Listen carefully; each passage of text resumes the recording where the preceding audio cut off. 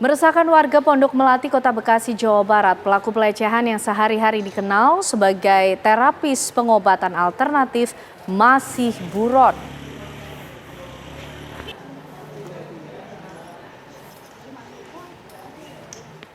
Pendopo milik Murtan, lansia berusia 61 tahun, selepas ditinggalkan oleh pemiliknya masih dipasangi garis segel Pamong Praja, Kota Bekasi, Jawa Barat.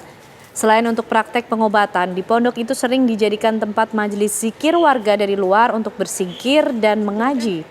Tak disangka setelah korban bermunculan, barulah diketahui ulah bejat pelaku dan modus majelis zikir untuk mengelabui warga.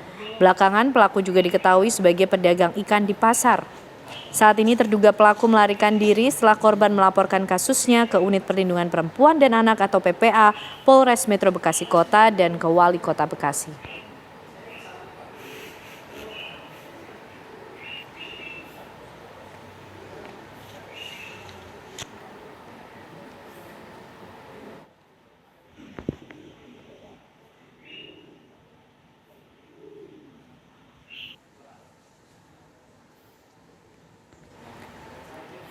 Ya pemirsa, untuk mengetahui bagaimana informasi terbaru dari pengungkapan kasus ini, kami ajak Anda bergabung dengan rekan kami Vanesha yang sudah berada di Bekasi, Jawa Barat. Selamat malam Vanesha, bagaimana saat ini kondisi di lokasi yang merupakan tempat dilakukannya praktik pencabulan dengan modus majelis zikir ini?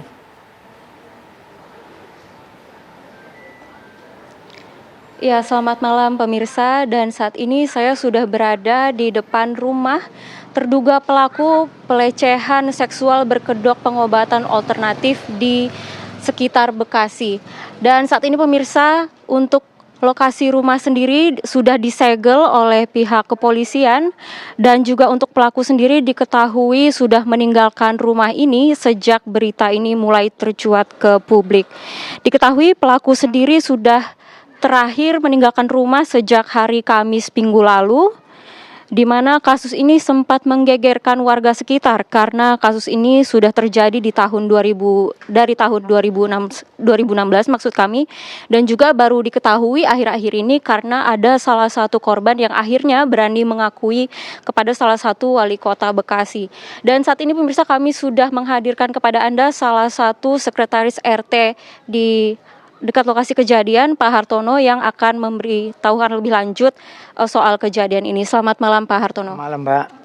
Baik Pak Hartono, izin bertanya, sejak kapan Anda mengetahui adanya praktek pengobatan alternatif ini Pak yang dijalankan oleh pelaku? Ya saya juga baru dengar kemarin aja Mbak. Emang dia juga itu dari 2011 kalau nggak salah ya Mbak ya. Cuman kan pengobatannya ya cuman buat apa ya, minta air, terus orang kesurupan, itu aja sih Mbak. Nah cuman kalau yang masalah ini saya juga tiba-tiba kaget, dia nggak lapor ke RT, nggak lapor ke sekretaris. Itu ada yang korban-korbannya gitu ya, yang sebelum-sebelumnya. Tuh, nah jadi ada yang korban yang pertama langsung dia ngelapor itu ke RT, itu Mbak. Itu kejadiannya begitu Mbak. Baik, untuk pelaku sendiri apakah sudah lama tinggal di sini Pak? Bagaimana interaksinya dengan warga sekitar sehari-harinya? Sehari-harinya dia cukup dibilang bagus ya Mbak ya, karena kan warga sini belum tahu bahwa dia begitu ya Mbak ya. Nah jadi dia kan di sini sebagai ustadz, jadi warga sini ya mimpin doa, mimpin apa, Pak Ustadz Murtan yang mimpin gitu loh Mbak. Jadinya warga ini dianggap baiklah dia gitu di sini. Itu aja sih Mbak. Tuh. Untuk korban sendiri apakah semuanya berada dari sekitar sini Pak, seperti tetangga pelaku?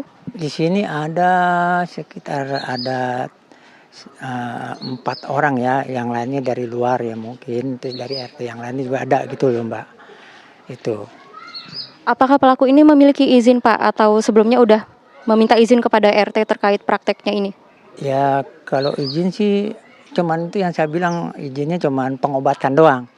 Pengobatan ya, yang orang kesurupan itu aja sih ya, setahunya itu. Saya juga setahunya itu, RT juga tahunya itu, cuman izin belum gitu loh Mbak, cuman itu aja. Berarti sebelum berita ini viral, pihak sini juga belum ada yang tahu ya Pak? Belum yang tahu bahwa tiba-tiba kagetnya ini aja gitu. Orang sini tahunya ya namanya dia ustadz ya, pengobatannya kesurupan. Nah, terus ya itu aja, surupan, kasih air. Nah, tiba ada kasus ini pada kaget warga sini, termasuk saya gitu sama RT itu sih Mbak. Kalau untuk pelaku sendiri di sini tinggal bersama siapa saja, Pak?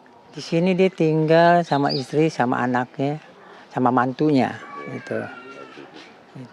Terakhir warga dan juga Bapak melihat pelaku di sini sejak kapan, Pak? Waktu hari Selasa lusa. Selasa lusa emang dia masih di sini ya Mbak ya. Nah terus hari Kamis malam Jumatnya dia udah nggak ada itu. Emang kan dia ngadain tiap malam ada ngadain zikiran ya tiap malam Jumat. Itu aja sih Mbak. Kalau untuk situasi di lingkungan ini setelah kasus ini merebak bagaimana, Pak? Ya semua pada bilang sama saya biar cepet ketangkep dah pelakunya. Nah itu warga maunya begitu Mbak. Biar ya udah itu aja Mbak. Ya. Baik, begitulah pemirsa pengakuan dari Pak Hartono selaku Sekretaris RT di lingkungan Jati Asih Bekasi ini. Kami berharap kasus ini juga cepat selesai dan pelaku segera ditangkap. Demikian kami kembalikan ke studio. Baik, dari Bekasi, Jawa Barat, terima kasih Vanessa Liu atas laporan Anda. Selamat kembali bertugas.